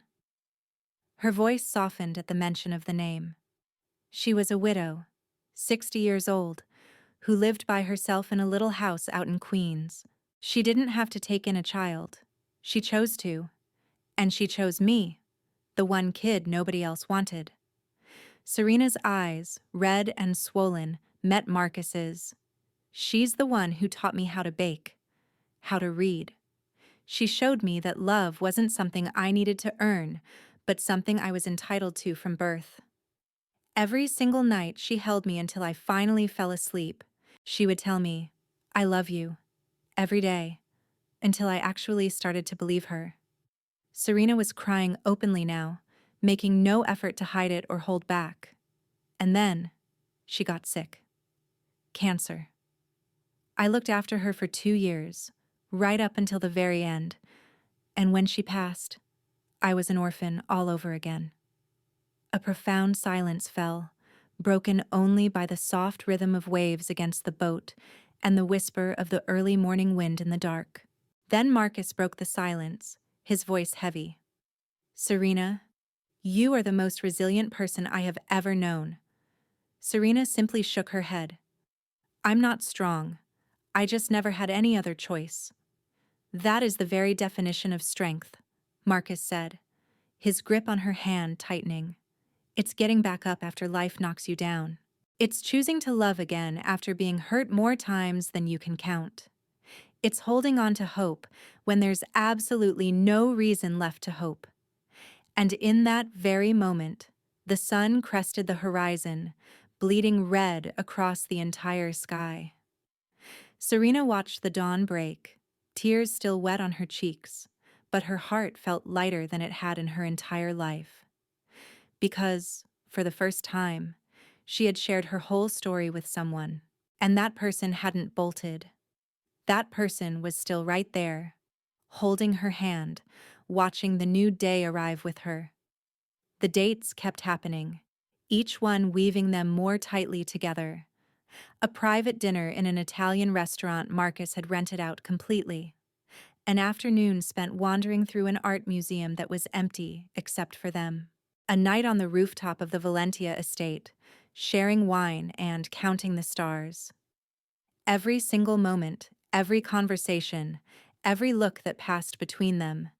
It all felt like invisible threads creating something that Serena didn't dare give a name to. She was terrified. Scared that if she spoke the word aloud, the entire thing would shatter. Scared that it was all just an elaborate dream, and that she'd wake up in her chilly studio apartment, alone, just like she'd always been. But then, that night arrived. Marcus collected her at 9 o'clock in the evening, and this time he was silent about their destination. The car cut through the darkness, leaving the city behind for deserted, winding roads that snaked through the forest. They finally came to a stop at the edge of a lake. The water was like polished obsidian, perfectly reflecting the full moon and 1,000 stars glittering in the clear sky. A small yacht waited at the shore, its railing aglow with lanterns, looking like something plucked from a fairy tale. Marcus helped her aboard, and they drifted toward the center of the lake, leaving the rest of the world behind them. There was no noise from traffic, no glow from city lights. There was only them, the water, the moon, and the profound quiet of nature. Serena leaned back against the deck, her eyes fixed on the night sky, and she felt incredibly small, insignificant beneath the immense universe. But strangely, she didn't feel alone, because Marcus was right beside her, their shoulders touching, the warmth from his body feeling like a silent promise. They were silent, but it was a comfortable quiet, not an awkward one. It was the kind of silence shared by two people who don't need words to communicate. A silence that was peaceful and easy, as if they had known one another in a past life. Then Marcus shifted, pushing himself up on one elbow to look down at her. The moonlight softened the hard lines of his face, making his dark brown eyes seem to glow with an internal fire. "I never believed in love at first sight," he said, his voice low, as soft as the night air. "I always figured it was just a fairy tale, something people invented to sell books and movies. I lived 36 years without ever experiencing anything like this." Serena stared at him, her heart beginning to hammer in her chest. "And then?" she whispered. "And then what?" "And then that night," Marcus said, his eyes never breaking contact with hers. "The storm, that empty diner, and you." He paused, taking a deep breath as though to gather his nerve. "The second I heard your voice on the phone, so gentle and reassuring, telling me my daughter was safe, something changed inside me. And when I saw you for the first time, standing in that little diner, hair soaked, uniform faded but with eyes so bright they looked like they held the stars themselves." He reached out, his fingers brushing against her cheek. "I understood." "Understood what?" Serena's voice quivered. "That love at first sight is real," Marcus said, "and it hit me like a physical blow." His hand cupped her chin, his touch gentle yet firm. His dark eyes searched hers, seeming to read every emotion, every thought, every frantic beat of her heart. And in his gaze, Serena saw it, the one thing she had been too afraid to even think about. Love, pure, fierce, and terrifying in its completeness. "Serena," Marcus whispered her name, and on his lips, it sounded like a prayer, a hymn, the most beautiful thing she had ever heard. Then he kissed her, and it was not a soft, hesitant kiss. It was the kiss of a man who had waited far too long, who had held back too much, who wanted something so desperately it was almost an ache. His mouth met hers, warm and insistent, and her entire world exploded. Serena felt skyrockets erupting in her chest, fire flooding her veins, as if the universe had collapsed into this single moment. There was only this, only them, only their mouths moving together. She wrapped her arms around his neck, her fingers sinking into his black hair, and she kissed him back with everything she was, with the loneliness of 28 years, with the buried craving to be cherished, with a heart cracking open from sheer happiness. When they finally broke apart, they were both breathing heavily, their foreheads touching, their breaths mingling in the night. Marcus closed his eyes, and when he opened them again, something shimmered in his dark brown gaze. "Mia vita," he breathed in Italian, his voice rough with emotion. "My life." Serena didn't even know she was crying until she felt hot tears streaming down her face. But these weren't tears of sorrow. They were the tears of someone who had finally found their way home. After that moonlit night on the lake, everything was different. Marcus was done hiding Serena from his world. He wanted her to walk into it. He wanted her to be woven into the fabric of his life, not just in secret, but in his home, with his family. And so, a week after they first kissed, he brought her to the Valente estate. Serena had pictured Marcus's home 100 different ways. She'd assumed it would be cold, lavish, teeming with guards and thick with the tense, dangerous air of the criminal underworld. But as the car passed through the huge iron gates and pulled to a stop before the mansion, she was stunned. The house was enormous, to be sure, with gray stone walls and an Italian red tile roof, but it wasn't cold. Vines climbed the walls. The gardens were lush with greenery. A warm yellow light spilled out from the windows. It looked like a real home. She hadn't even had a chance to get out of the car when the front door burst open. "Sister Serena!" Sophia shot out like a tiny tornado, her black curls flying, her little feet moving so fast she almost tripped over them. She launched herself at Serena, throwing her arms around Serena's waist and pressing her face into her stomach. "I missed you. I missed you so, so much. Why did you take so long to come?" Serena dropped to her knees and hugged the child tightly, her heart melting. Sophia was transformed from that stormy night. There was no more trembling, no more fear. She was radiating energy. Her wide brown eyes were shining, her cheeks were rosy, and her grin was so big it showed off the new gap where she'd lost a baby tooth. "I missed you too," Serena whispered, smoothing down those curls. "How are you feeling?" "I am great. I drew so many pictures I want to show you. And Papa said you will teach me how to bake. Is it true? Is it true?"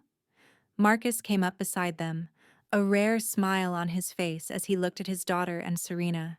"You're going to squeeze Serena to death, Sophia." "It is okay." Serena laughed as she got to her feet, still holding Sophia's hand. "I like this kind of greeting." They went inside, where Serena was introduced to Rosa, the housekeeper who had served the Valente family for 30 years. She was an Italian woman in her 60s. Her silver hair was pinned neatly at the back of her head. Her face was lined with age, but her eyes were sharp and warm. When Rosa looked at Serena, there was no probing, no judgment, just acceptance, as if she'd known about Serena for a long time and had just been waiting for her to show up. "So you are Serena, the one the boss and the little one have been talking about nonstop," Rosa said, her Italian accent thick. "Welcome home. I hope you will stay a long time." Dinner that night was not a lavish feast. There was no long table piled high with endless dishes, no servant standing by. It was just the four of them in the large kitchen, with Marcus at the stove, cooking pasta from his mother's old family recipe. Serena sat at the counter with Sophia beside her, and Rosa moved back and forth, preparing a salad and sauce. "Papa cooks so well," Sophia boasted. "But he only cooks when it is a special occasion. Today is special because you are here." Marcus glanced back, his eyes finding Serena's. He did not say a word, but the small smile on his face said everything. "This is special. You are special." Dinner unfolded with laughter and easy conversation. Sophia chattered about school, her friends, and a drawing she was working on.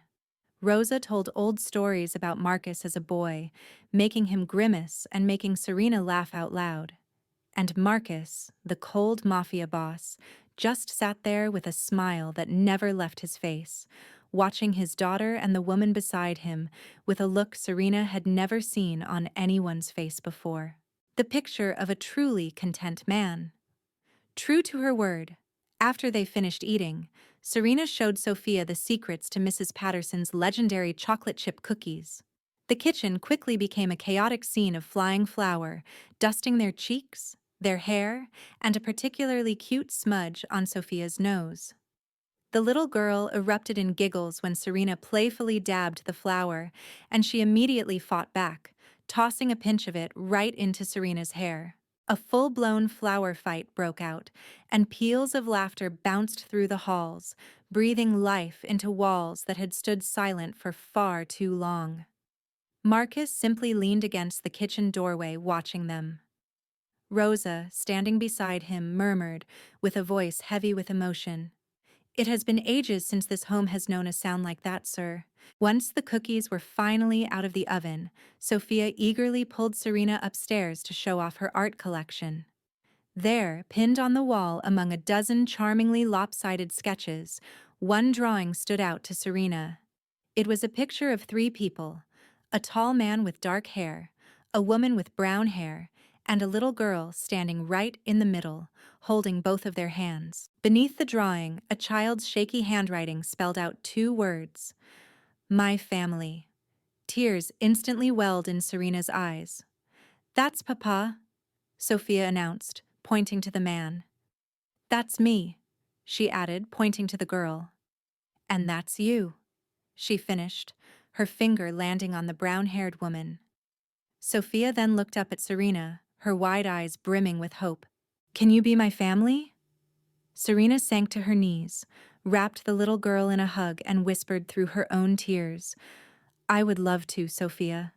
More than anything." The weeks that followed felt like a beautiful haze. Serena's days at the diner didn't change. She still poured coffee and wiped down tables. But her life had been fundamentally altered. She had Marcus, the man whose deep, warm voice on the phone every night lulled her into a peaceful sleep. She had Sophia, the little girl who now squealed with delight and called her sister every time she saw her. She had a family. Not by law, not yet, but it was already more than she had ever dared to dream of. Then one morning, checking her mailbox as she always did, Serena spotted an envelope from the hospital. Her hands trembled as she tore it open, bracing for another demand for payment, one with higher fees or more severe warnings. But the words she read made her scan the page 3 separate times, just to confirm her eyes weren't deceiving her. "Dear Miss Serena Hayes, we are writing to inform you that the remaining balance of $5,000 for the hospital charges related to patient Margaret Patterson has been paid in full. Your account now shows a zero balance. Sincerely." Serena just stood there in the corridor of her old apartment building, gaping at the letter. $5,000. The debt that had been suffocating her for 2 years. The debt that forced her to work 14 hours a day, to skip meals, to wear clothes until they were nearly transparent. It had vanished overnight, and she had no doubt who had made it disappear. She headed to the Valente estate that very same afternoon. She didn't call ahead or wait for a car. She hailed a taxi with her saved-up tip money, and as she strode through the gates, she offered no friendly nod to the guards as she normally would have. She marched straight inside and found Marcus in his office. He was at his desk, reviewing some paperwork. He started to stand when he saw her, a smile beginning to form, but it evaporated the second he saw the look on her face. "Serena, what's wrong?" "What did you do?" she interrupted, her voice shaking with the strain of keeping her emotions in check. She held up the letter. "The debt. You paid my debt." Marcus was quiet for a long moment. Finally, he nodded. "Yes." "Why?" Her voice rose. "I didn't ask you to do that. I don't need anyone to rescue me. I was handling it." "I was." "You were handling it?" Marcus cut in, his voice calm. "By running yourself into the ground? By skipping meals to pay it off? You carried a debt that wasn't even yours for 2 years." He came closer, his dark brown eyes locked on hers. "Do you know why I did it?" Serena shook her head, tears starting to blur her vision. "Because you took care of your foster mother until her final breath," Marcus said, his tone softening. "You stayed by her side when nobody else would. You loved her, you worried about her, and you let her go with all the love a daughter could possibly give her mother." He raised a hand and gently wiped away a tear rolling down Serena's cheek. "She deserved to rest in peace without leaving you with that kind of weight, and you deserve to live without having to carry it." Something inside of Serena just broke. She started to sob. It wasn't out of anger or because her pride was hurt, but because for the first time in her entire life, someone had truly seen the burden she was carrying. Someone who didn't just say, "Oh, you poor thing," and move on, but who actually stepped in to lift it from her shoulders. She fell into his arms, clinging to him, and cried like she'd never allowed herself to cry before. Marcus just held her, stroking her back gently as he pressed a kiss to the top of her head. "I'm not trying to buy you with money, Serena," he whispered. "I only want you to be free. Free from the past. Free to live, to dream, and to love." They stood like that for a very long time, neither of them aware that they were being watched from the doorway. Victor Valente, Marcus's brother, stood there, his arms folded tightly across his chest.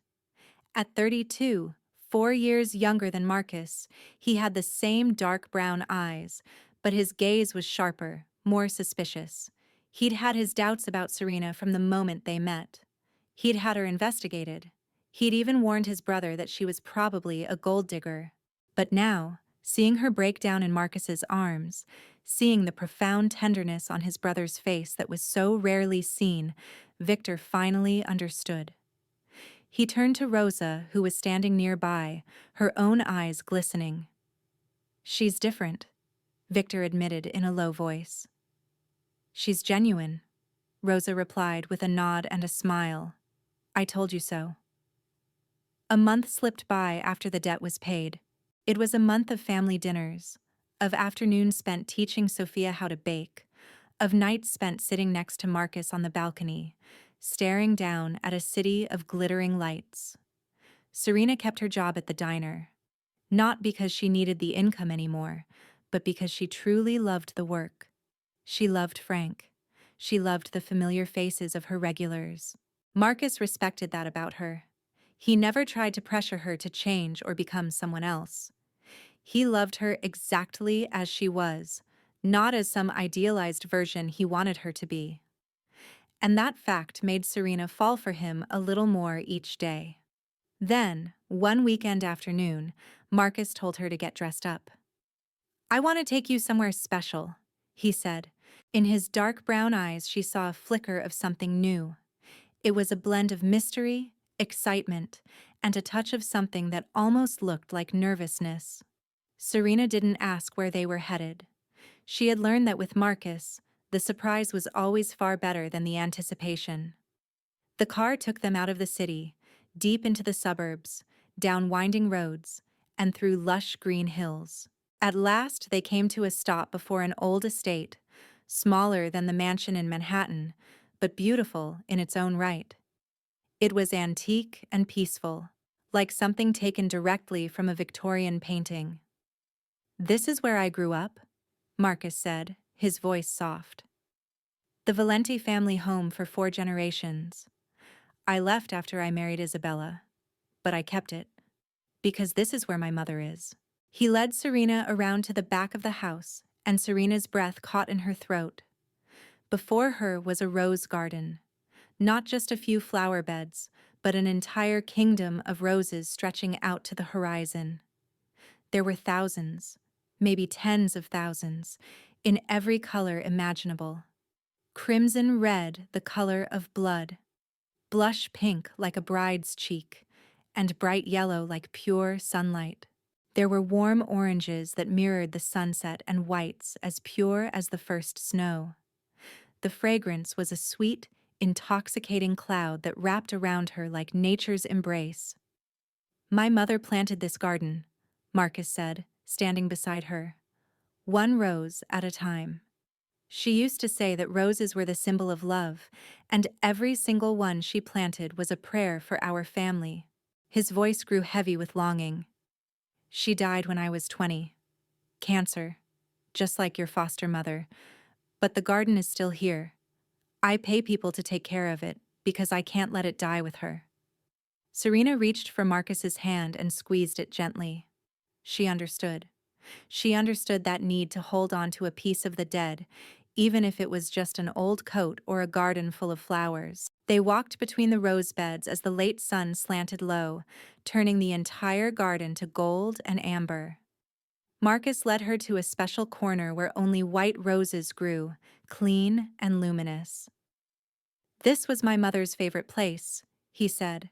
"She said white roses stood for new beginnings, hope, the purest kind of love." Serena bent down and breathed in the scent of a white rose in full bloom. Its fragrance was sweet and delicate. She closed her eyes and let the tranquility of the place seep into her bones. "My mother would have loved you," Marcus said from behind her, his voice thick with emotion. "I know she would have.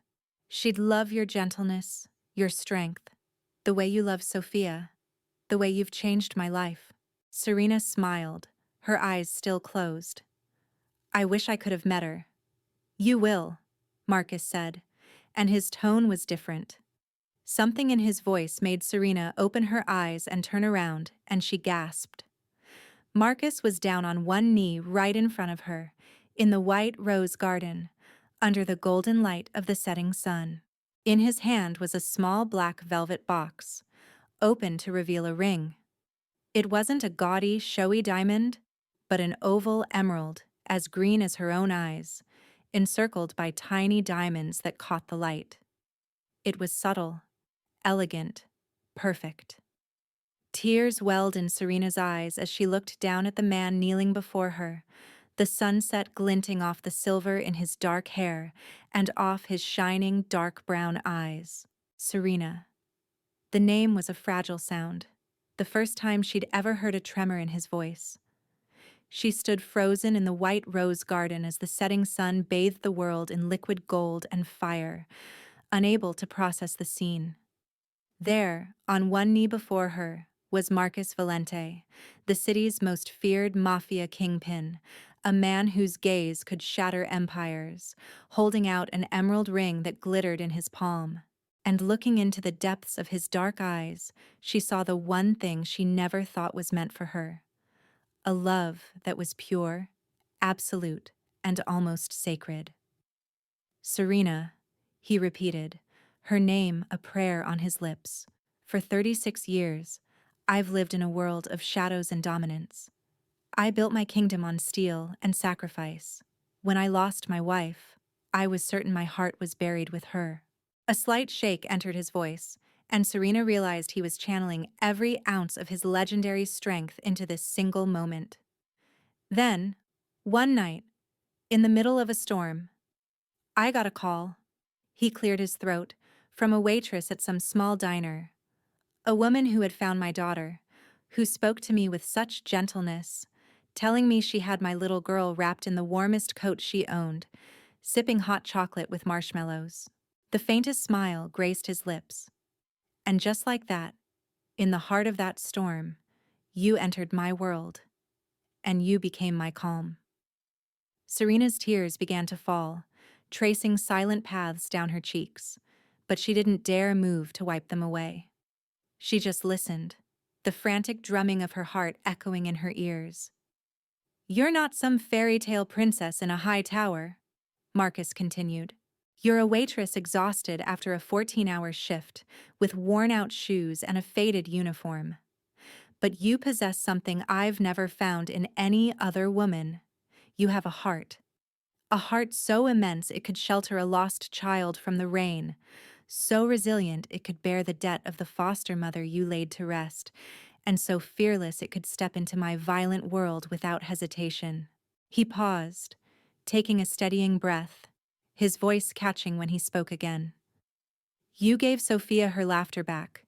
She hadn't laughed like that since her mother passed away. But with you, she's a kid again, full of light, joy, and life. You brought warmth back into this house. For 4 years, it was just a cold, silent place. Now it's filled with laughter, the smell of fresh baking, and the feeling of a real home. And you," his voice fractured completely, "you made my heart start beating again. The heart I was convinced was dead and buried. You woke it up. You taught it how to feel again." Marcus raised the ring, the emerald catching the last rays of the sun. It was as green as Serena's eyes, the color of hope, of new life, of love. "I can't promise you a simple life," he said. "My world is a dangerous one. It has enemies. It has shadows. But what I can promise is this. I will shield you with my own life. I will love you with every fiber of my being, and I will dedicate the rest of my days to your happiness." He locked his gaze with hers, the final question landing with the weight of a mountain, the depth of an ocean. Serena Hayes, will you marry me? Serena didn't respond with words. Instead, she sank to her knees before him, right there among the white roses. Her hands covered his, tears now streaming freely, but her face was lit by the most radiant smile she had worn in her 28 years. Yes, she whispered, her voice cracking with emotion. 1,000 times. Yes, 1,000,000. I do. I want to be your wife. I want to be Sophia's mother. I want to be your family. Marcus's hands trembled as he guided the ring onto her finger. It was a perfect fit, as if it had been forged for her hand, for this woman, for this very moment.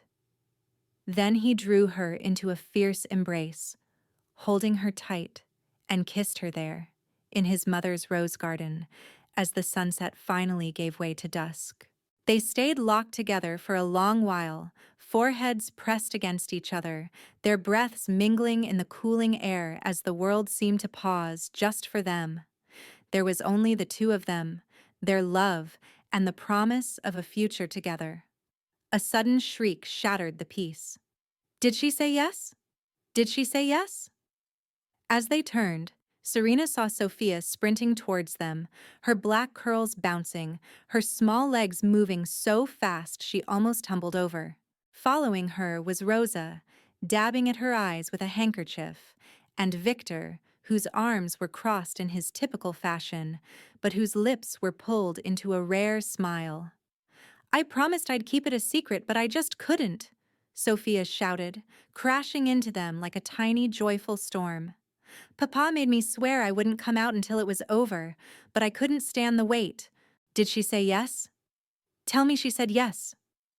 Marcus let out a laugh, a sound so bright and free that Serena knew she could listen to it for the rest of her life. She said yes, my love. Sophia began jumping with excitement before wrapping her arms around both of their necks. Her small arms pulled them into a three-way hug, and the little girl began to cry, happy tears rolling down her plump cheeks. You're really going to be my new mommy, Sophia whispered, her voice trembling with joy. I'm going to have a mom. I'm going to have a mom again. Serena hugged her close, her own tears mixing with the little girl's. Yes, sweetheart, I'll be your mother for always. And the three of them held each other in the white rose garden, a new family forged under the fading twilight as the first stars pricked the evening sky. The wedding was held just 1 month later, right there in the sanctuary of Marcus's mother's rose garden. It wasn't some grand society affair with endless guests and swarming paparazzi. Serena had wanted something intimate and warm, surrounded only by the people who truly meant something to them, and Marcus, ready to grant her any wish, had readily agreed. The garden was adorned with white ribbons and thousands of miniature candles that shimmered like a galaxy of stars amidst the blooms. A floral archway, woven from flawless white roses, marked the altar where Marcus stood waiting in a perfectly cut black suit, his hands betraying a slight nervous tremor. There were only a few dozen people in attendance. Rosa, dressed in a deep blue gown, was already misty-eyed before the ceremony even started. Victor stood by his brother's side as the best man, the usual stoic hardness in his expression replaced by genuine warmth. Frank, the owner of the Moonlight Diner, occupied a front row seat, weeping openly from the moment he arrived. And Sophia, looking angelic in a blush pink flower girl dress with a white bow in her curls, waited at the start of the aisle, her eyes shining with anticipation. As the music began, the guests rose and turned. And then Serena appeared. Her gown was a study in simple, elegant white. Not a confection of layers, but a sleek silhouette that graced her form, detailed with delicate lace at the neckline and sleeves. Her chestnut hair was swept into a loose updo, accented with tiny white rosebuds. With no father to give her away, she was prepared to walk alone. But as she reached the garden entrance, a small hand found hers. Sophia was there, gazing up at her with adoring eyes. "Can I walk my mom down the aisle?" the little girl asked, and Serena had to bite her lip to stop from crying on the spot. She just nodded, and so the mother and daughter proceeded down a path scattered with rose petals toward the man waiting for them. The moment Marcus laid eyes on her, the composure he had maintained all day shattered. Tears streamed down the face of the city's most formidable mafia boss, not of sorrow, but of a man who had finally found true, complete joy. When Serena joined him at the altar, Marcus took her hand, and she could feel it shaking in his. They faced one another in his mother's garden, bathed in the golden glow of the late afternoon sun, and exchanged their vows. Marcus swore to protect her, to love her, and to be her anchor in every storm. Serena swore to be his light, his sanctuary, and his home. And when the officiant pronounced them husband and wife, Marcus swept her into his arms, kissing her deeply as applause and joyful sobs filled the air. The reception that followed was a cozy evening filled with laughter and fond memories. Rosa had prepared a feast of traditional Italian dishes, family recipes passed down through generations. Frank enveloped Serena in a bear hug, his own tears dampening her shoulder. "That girl always deserved happiness," he choked out, his voice thick with emotion. "I knew she was special from the day she first walked into my diner. Seeing her like this, I know I was right." Sophia was the life of the party, dancing all evening and pulling both Marcus and Serena onto the makeshift dance floor, her delighted laughter echoing through the garden. Victor raised a glass to his brother and for the first time addressed Serena with unfeigned sincerity. "Welcome to the Valente family, and thank you for giving me my brother back." Much later, after the last guest had departed and a peaceful quiet settled over the house, Marcus led Serena upstairs to their bedroom. The room was spacious with large windows overlooking the rose garden, where the candles still flickered like fireflies in the dark. They stood together on the balcony, shoulder to shoulder, looking down upon the very spot where they had been married just hours before. The cool night air was fragrant with the scent of roses. Serena leaned her head against Marcus's shoulder, absorbing his warmth. "Any regrets?" Marcus asked, his voice a low murmur in the stillness. "About stepping into my world?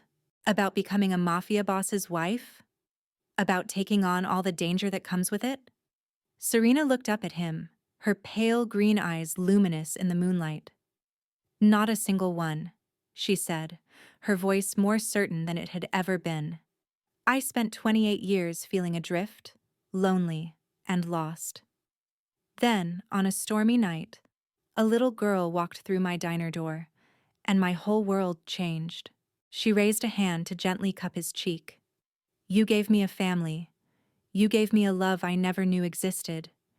You gave me a place to finally belong. I don't regret it for a second, and I never will." Marcus kissed her then, a kiss full of tenderness and depth, beneath the moon and the roses. And there they stood, two souls who had found each other in a tempest, now embracing a future of shared tranquility. And that's how Serena Hayes, a nobody slinging coffee in some forgotten diner, was reborn as Serena Valente. This wasn't a story about money or a grab for power. It was forged from something far more binding. A bond that ignited from a single act of command in a storm, with a heavy coat thrown over a shivering girl, with a hot chocolate that was less a kindness and more a claim, and with a single phone call that erased her entire past. This story is a stark reminder that the deepest alliances are often sealed in the quietest moments. It proves that no gesture is ever truly forgotten, that even those who have walked through fire deserve a place at the table. And it shows that while blood makes you related, loyalty is what makes you family. If this story resonates with you, show your respect and hit the like button to support the channel. Make sure you subscribe and ring that bell. You don't want to miss the stories we uncover every single day. Share this video with your inner circle, the people you trust, so they too can get lost in these tales of loyalty and consequence. We want to hear your take. What's your verdict on the pact between Serena and Marcus? Ever experienced a single moment that changed the entire game for you? Drop a comment below and leave your mark. We read every last comment and we value every word you share with us. To everyone watching, we wish you strength, good fortune, and peace in all your dealings. Thank you for your loyalty. We'll see you in the next one.